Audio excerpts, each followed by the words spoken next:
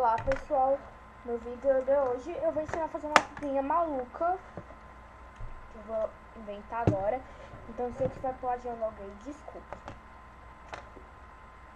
Olha que louco, vou usar protetor solar L'Oreal.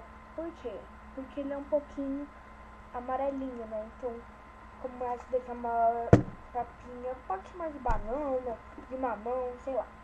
Esse você já conhece também, que ela é amarelinha, mas agora ficou branca, olha que legal, né? Mas ela não ficou tão branca. E esse shampoo, olha que legal, que é tudo amarelo, né? Então, sei lá. Olha que bonito isso.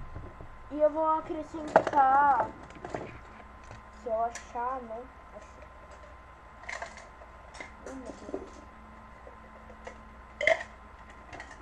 Tinta amarela. Vai ficar uma mistura estranha, feia. Mas vamos lá, isso daí é uma tentativa. Ah, caiu tudo treco verde na minha papinha. Olha que legal. Tá.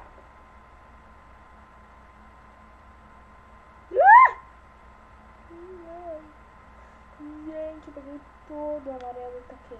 Que legal isso, hein? Nossa, muito legal. Ok, agora cadê a maldita da colher, gente? Oh, meu Deus. Eu enfiei a colher. Meu Deus do céu.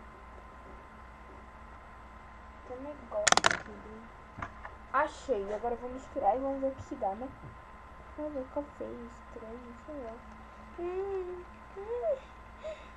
Ai, meu pai do céu, que loucura. Eu segui banana amassada, porque isso deve estar estranho demais, parecendo banana amassada. Só que banana amassada é mais clara do que isso. Que legal. Tá cheiroso.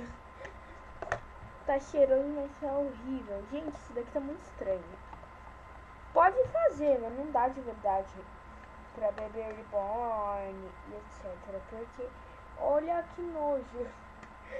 Isso ficou muito estranho. Eu pensei que ia ficar legal.